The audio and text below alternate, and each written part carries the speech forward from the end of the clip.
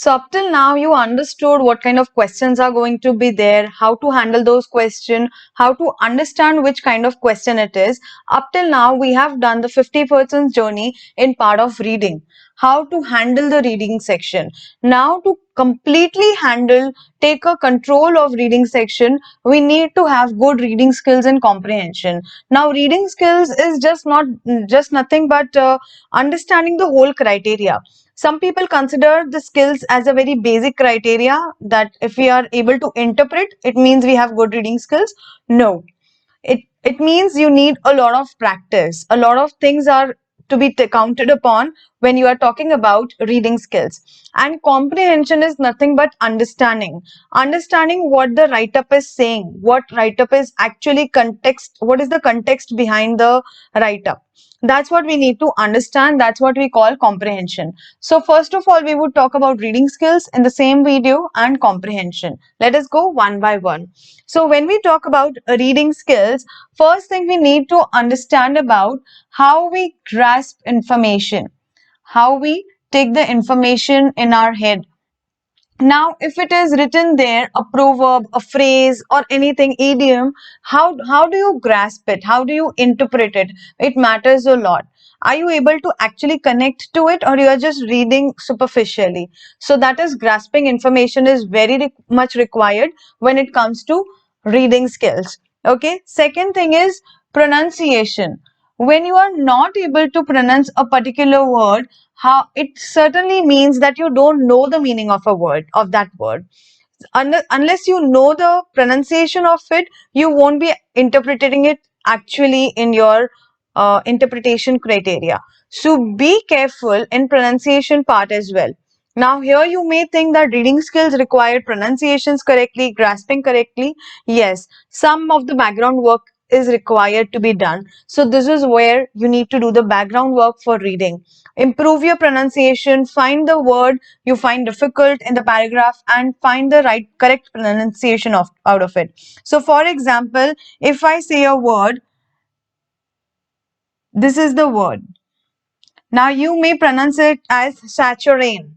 So it is pronounced as saccharine.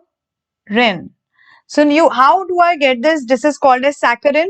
I found it in the dictionary. I found it in the mobile dictionary as well. So just search and find the actual pronunciations of words. Until unless you do it, your reading skills are going to be very low. So if your reading skills are low, you're not going to answer right answers. So be careful on this part. Okay. Third thing which is crucial for this is understand the written words. Understand written words. Until unless you understand what is said in what context, you are not going to get it. So understanding is very important. You interpret it in the same way. So all the time I'm saying interpretation. So reading skills require your good comprehension. That's why I have taken both the topic together. Reading skills can be developed by the interpretation, by the comprehension you have. So both things go hand in hand.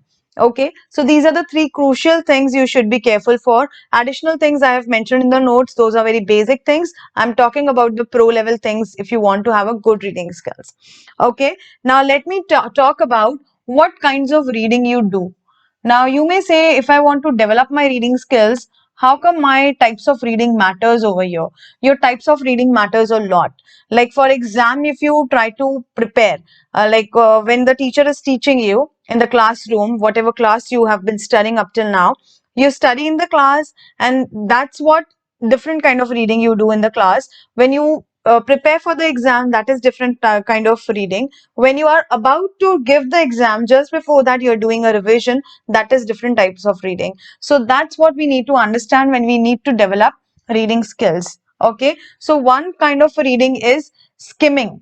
When you just skim onto the context, just you keep skimming onto the important part. Okay, second is labeling, that when first time you are reading something, you are labeling onto it. It sounds important, it sounds crucial. So when you are first time reading, you can label onto these things. This sounds important, this is crucial, this may be referred later. What does this point mean? I need to understand. Whatsoever kind of labeling you want to give, that's what we call labeling reading, skimming reading. Then the third kind comes is sampling. When you just understand through examples or some kind of a paragraph, that's what we call sampling. Okay. What is the fourth kind of reading? Is studying. When you actually study, when you are studying about or researching about something, that's what studying reading. So when you are studying something detailed, in this kind of reading you follow. Then fifth is scanning. When you are just turning around the pages without any interest, if any crucial information come in front of my eye, that would be important. That is kind of a scanning kind of reading. So what kind of reading you are approach you have in your life, that you need to understand. This is how our skills get developed. I have already told you earlier, I want to still quote that: where focus goes, awareness flows. So you are focusing, what kind of reading are you doing? So if your focus goes, if you are doing scanning reading in your TOEFL reading exam, then it is not going to help you. Then your reading is going to be very weak. So your focus is on developing yourself, your awareness will be there. So bring your focus, what kind of reading do you do in the exam? If you do any kind of these, then you're not going to score good in your reading section. So what you need to develop is comprehension. So sixth part is, there are many other kind of critical, analytical reading. When you are doing some analysis, so this is generally analytical done when you are done with the reading, you have interpreted what it is saying and you are analyzing, it is saying right, wrong, it is saying somewhere hybrid area, whatsoever it is saying, that is analytical reading. When you are doing an analysis over it, when you are criticizing it, that is a critical reading, that you are reading for criticizing some part. So different kinds of reading, your focus is on criticizing, so that kind of reading you are doing. So that's why it is important to understand what type of reading you are applying when you are following the reading section of TOEFL. If you are doing any kind of these, then you may not be able to appear properly. Yes, sometimes it could be a mixture. You would require the mixture of types of reading you have. Sometimes you need skimming reading for a particular answer. Sometimes you would require, out of 10 paragraphs, you just need to find a particular word. At that time, you would do scanning reading. So allow and follow different types of reading for different types of questions. Okay. For all the questions, it is not necessary to follow analytical reading. For all the questions, it is not necessary to follow a particular kind of reading. You can have a mix match of everything. Okay. Now, the last thing I would talk about is comprehension in this video. That what is comprehension? Comprehension is understanding. It simply means understanding. And you are reading to understand, just not to appear for the questions. Make sure you understand this. This is a thumb rule for the reading section, that you are reading to understand, just not to answer the questions. If you don't understand well, you are anyway not going to appear well. So please be careful. Okay. Now, what is comprehension? Here, 3 to 4 things matters. That is your vocabulary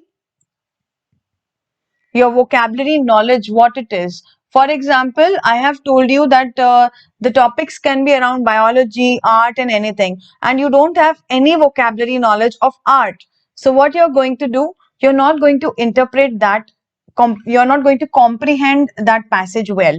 So that's why you need to have a good vocabulary for that part. I'm constantly insisting on the vocab part, because when it comes to communication skills, your vocabulary matters. Otherwise, it is going to stop you. It is going to be a barrier for you. So just remove the barriers by applying and learning onto it. Okay. Then text comprehension.